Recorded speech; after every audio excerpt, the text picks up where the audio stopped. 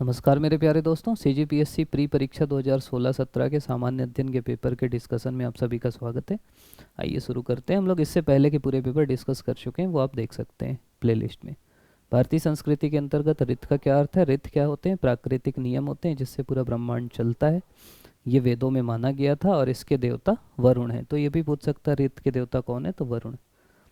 तमसोमा ज्योतिर्गमय कथन है, ये कहाँ से लिया गया है? तो ये उपनिषदों से लिया गया है, बृहदारण्यक उपनिषद से। ठीक, उपनिषद 108 हैं और वेदों के अंतिम वो हैं। किस उपनिषद का शाब्दिक अर्थ सफ़ेद घोड़ा है? सफ़ेद घोड़ा मतलब श्वेताश्व, तो श्वेताश्वर उपनिषद का अर्थ सफ़ेद घोड़ा है। इनमें से कोई नहीं उत्तर हो जाएगा।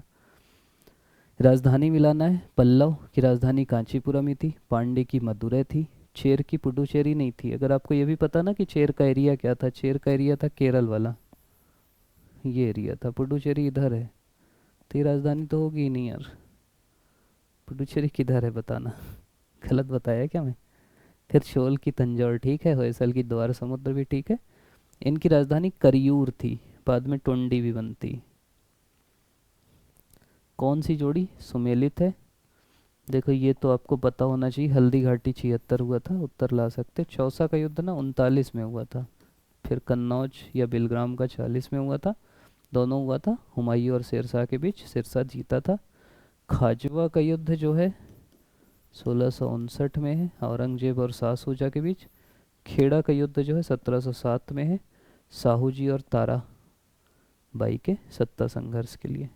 ईयर याद रखना, बाकी नहीं पूछेगा। किस प्रख्यात भारतीय इतिहासकार ने क्रांति नहीं मनाया 57 की क्रांति? तो आरसी मजूमदार ने कहा, यह मेंस में भी आया था, कि क्रांति 1857 का प्रथम स्वतंत्रता संग्राम ना तो प्रथम था, ना स्वतंत्रता था, ना संग्राम था। वेल्लोर का विद्रोह किस गवर्नर जनरल के समय हुआ? तो 1806 में हुआ। 1806 में बार्लो इसके गवर्नर जनरल थे। सिपाही लोग किए। उन लोग क्या है, अंग्रेज की दाढ़ी मूछ मत रखो, तिलक मत लगाओ, सिपाहियों को लगे तो हमारा धर्म भ्रष्ट कर रहे हैं, इनके विद्रोह कर देते हैं। सत्याग्रह प्रकाश के लेखक कौन है? सत्याग्रह प्रकाश के लेखक हैं दयानंद सरस्वती। उन्होंने ऋग्वेदादि भाष्य भी लिखा, स्वदेशी की बात की है।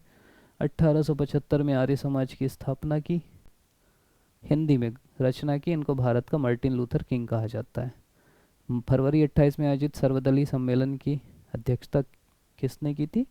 तो डॉक्टर M.A. हंसारी ने की थी। आपको पता होगा कि 27 में साइमन कमीशन आता है, उसी के बाद फिर बर्किनहेड भारतीयों को चुनौती देता है कि दम है तो तुम संविधान बना के दिखाओ। फिर एक सर्वदलीय सम्मेलन बनता है, उसके बाद फिर एक कमेटी बनती, फिर वो संविधान बनाते हैं। उस कमेटी का अध्यक्ष कौन था आपको बताना है। जिसमें दिया है गलत दिया है। ठीक, नेहरू रिपोर्ट बनती है। नेहरू कौन से नेहरू थे?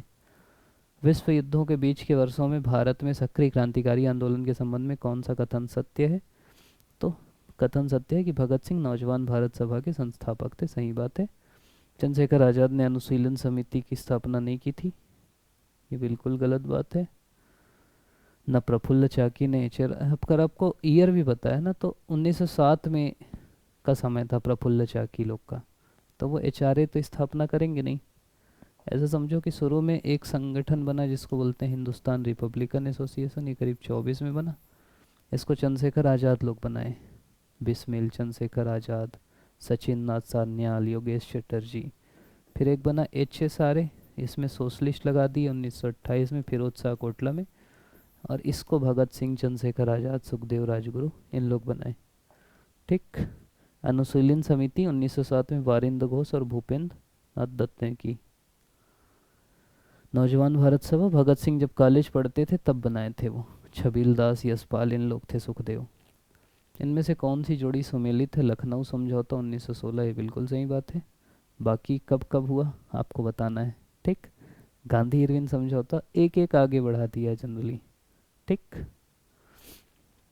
उत्तर बता रहे, इनका आपको पता रहना चाहिए। एक वीडियो हम लोग का है ही है कि कब कौन सा हुआ, एक हम लोग और ले आएंगे, एक क्रम में आपको पता रहे घटना कब हुई। लखनऊ समझौते के बारे में ये जानिए कि इससे एक तो हिंदू कांग्रेस और मुस्लिम लीग एक साथ आई, और गरम दल और नरम दल एक साथ आए। इसके अध्यक्ष कौन थे ये भी आपको बताना है। मैं वीडियो इसलिए नहीं बढ़ा रहा हूँ कि आपको बस सवाल पता लगे, एक आइडिया लगे कि कहाँ से पढ़ना है। फिर एक्सप्लेन करने लगूंगा तो ये जितनी घटनाएं हैं ना, इसी में 10 मिनट लग जाएगा। बोलोगे तो कर देंगे यार, कोई दिक्कत नहीं है। कमेंट कई लोग क्या है कि जल्दी कर दो भैया, तो इसलिए मैं अधोलिखित में से कौन सी पर्वत श्रृंखला भारत में प्राचीनतम है? बार बार आता है। प्राचीनतम अरावली है, नवीनतम हिमालय है, प्राचीनतम अगर भूभाग देखोगे तो प्रायद्वीपीय पठार है। ठीक। महाभारत काल में महानदी का क्या नाम था? महाभारत काल में महानदी को चित्रोत्पला गंगा कहा जाता था। सिहावा से हुई है, श्रृंगी ऋषि के कमंडल से हुई है। कौन सी नदी भ्रंश घाती में होती है? एक नर्मदा होती है, एक ताप्ती होती है। जारवा जनजाति कहाँ पाई जाती है? तो ये निकोबार में पाई जाती है। ठीक। गोविंद वल्लभ सागर कहाँ स्थित है? गोविंद वल्लभ सागर है यूपी में स्थित, रिहंद नदी के लिए सोनभद्र में। किस वर्ष केंद्रीय जल आयोग ने सिंचाई अनुसंधान एवं प्रबंध संगठन की स्थापना की? ये की है 1984 में, राजीव गांधी जब प्रधानमंत्री बने। कौन सी हरितगृह गैस नहीं है? हरितगृह गैस जो पृथ्वी को गर्म करती है, कौन सी नहीं है? CH4, chlorofluorocarbon, N2O। जो सल्फर डाइऑक्साइड है ना, ये नहीं है हरितगृह गैस। ठीक है, विषैली गैस है और ज्वालामुखी से निकलती है, और इसका मेन ये काम करती है वो अम्ल वर्षा वाला। कौन सा क्षेत्र मानसून की अरब सागर शाखा से अधिक प्रभावित नहीं होता? तो छत्तीसगढ़ बेसिन। अरब सागर वाले से हमारे यहाँ कहाँ ज़्यादा बारिश होती है यार? मतलब और किसी का वो पूछेगा भी नहीं ना ज़्यादा। अब हमारे यहाँ तो ये वाली बंगाल की खाड़ी होती है ना, ये तो इधर निकल जाती, छत्तीसगढ़ आती ही नहीं है। ठीक। खेतड़ी किस लिए प्रसिद्ध है? बताओ। खेतड़ी प्रसिद्ध है तांबे के लिए। तो कौन सा जगह किसके लिए प्रसिद्ध है ये आता है, इस पे एक वीडियो हम लोग ले आएंगे। ठीक। देश में सबसे अधिक सूती वस्त्र निम्नलिखित है किस सेक्टर में तैयार किया जाता है? तो पावर लूम से सबसे ज़्यादा। भाई हैंडलूम से ज़्यादा तो पावर लूम मशीन से ही बनेगा ना, ये तो आपको पता ही रहना चाहिए। ये कैसे बना सकते हो? बंदी प्रत्यक्षीकरण मतलब बंदी को हमारे सामने लेके आओ। ठीक। बंदी को सामने लाओ मतलब बंदी का शरीर लेके आओ। परमादेश मतलब परम आदेश। ठीक। और क्या, जैसे ये पकड़ लो अधिकार परीक्षा, अधिकार वाला पकड़ लो। इतने में मेरे को लगता है आपका हो जाएगा। ई का 2 भी कर दोगे ना, 3 ऑप्शन तो कट गए। ठीक। फिर ए का 4 कर दिए। ठीक है। उसके बाद फिर परमादेश मतलब होता है, इसमें आदेश लिखा है, आदेश किधर लिखा है? हम आदेश देते हैं, बी का 3। ठीक है। सी है प्रतिषेध, प्रतिषेध मतलब मना करने के लिए करते हैं, उत्प्रेषण मतलब सूचित कीजिए। तो आपका क्या हो जाएगा उत्तर? सी हो जाएगा। मतलब कई बार ना सवाल ही से आपको उत्तर मिल जाता है। कौन अपने पद की शपथ नहीं लेता है? कई बार पूछ चुका है। स्पीकर अपने पद की शपथ नहीं लेता। मेरे को लग रहा है पिछले ही साल और पूछा था, इसीलिए मैं बोल रहा हूँ प्रीवियस ईयर से आयत कम से कम बने। भारतीय संविधान का कौन सा अनुच्छेद प्रसाद का सिद्धांत उल्लिखित करता है? तो ये करता है 310, सिविल सेवा से संबंधित है। फिर है क्षमा प्रदान करने की शक्ति में क्या सम्मिलित नहीं है राष्ट्रपति के? तो 6 और 7 नहीं है। रोक और निरंतरता, ये नाम ही से नहीं समझ में आ रहा है कि भाई अच्छे अच्छे नाम है, क्षमा, लघुकरण, परिहार, विराम, प्राविलंबन। अब रोक, इतने अच्छे नाम लिख के कोई रोक लिखेगा, निरंतरता लिखेगा, तो ये दोनों नहीं है। आगे ये आ सकता है कि ये सब क्या है, तो आपको पता रहना चाहिए।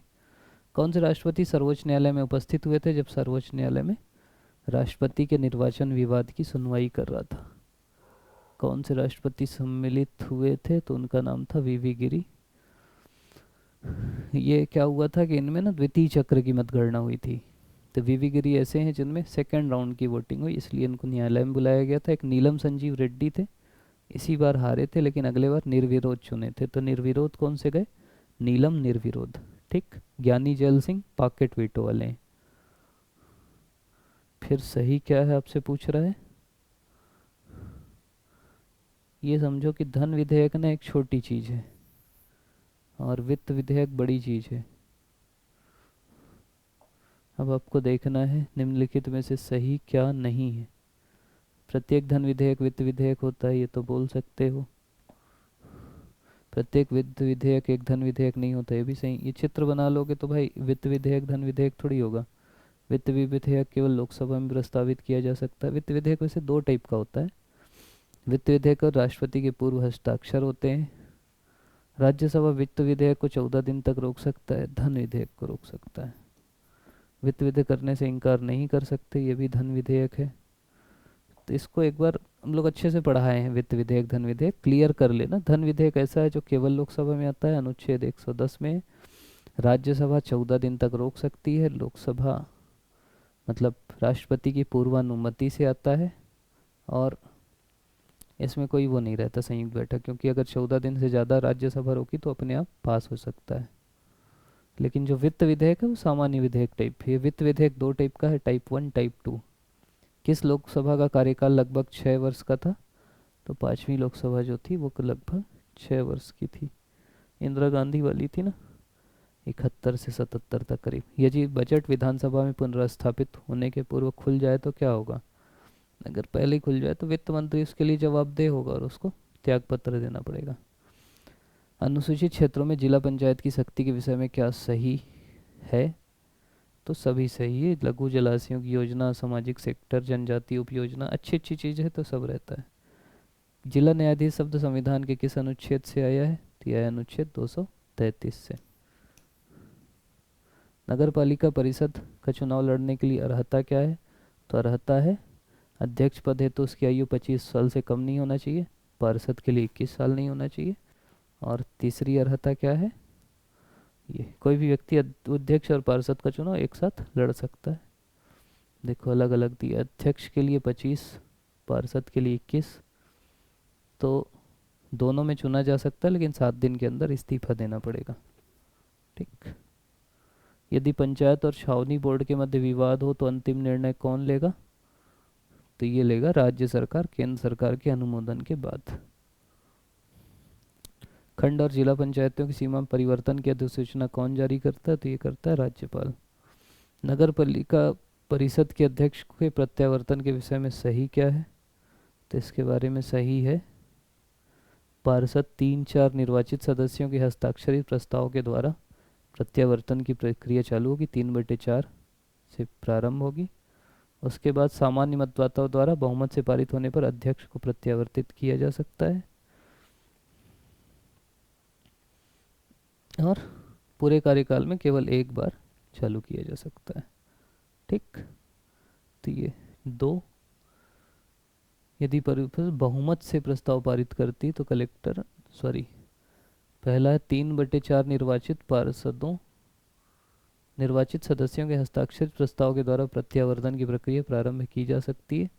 तो ये पहला पार्षद लोग का है। दूसरा है कि सामान्य मतदाताओं द्वारा बहुमत से पारित होगा और केवल एक बार लाया जाएगा, ये प्रत्यावर्तन है। रिकॉल मतलब वापस बुलाने वाला है ये। पंचायतों में अनुसूचित जाति जनजाति के लिए आरक्षण का किस अनुच्छेद में है? तो अनुच्छेद 243D में है आरक्षण। विनिर्माण में किसे शामिल नहीं किया गया? तो निर्माण को नहीं किया गया विनिर्माण में। बड़े, लघु, सूक्ष्म, मध्यम, तो भाई ये सब एक ही टाइप की चीज़ है ना।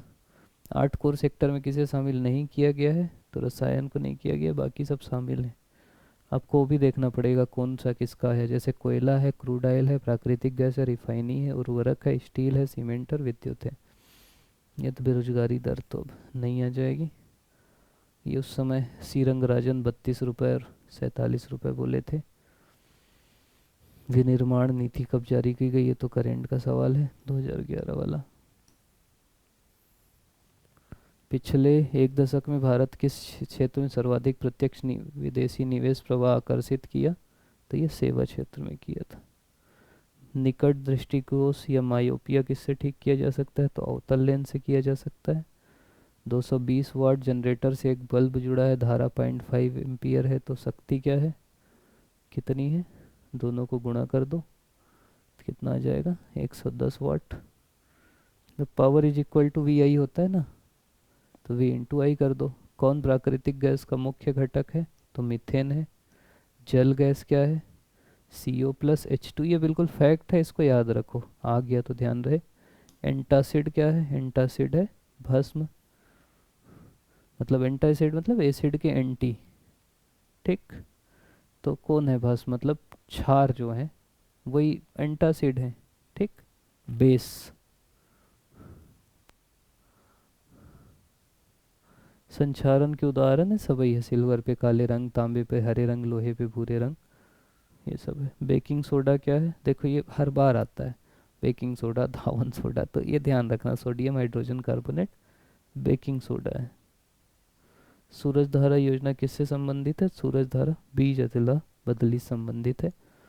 निम्नलिखित में क्या भारत में नीली क्रांति से संबंधित है, तो ये मत्स्य पालन नीली क्रांति से संबंधित है।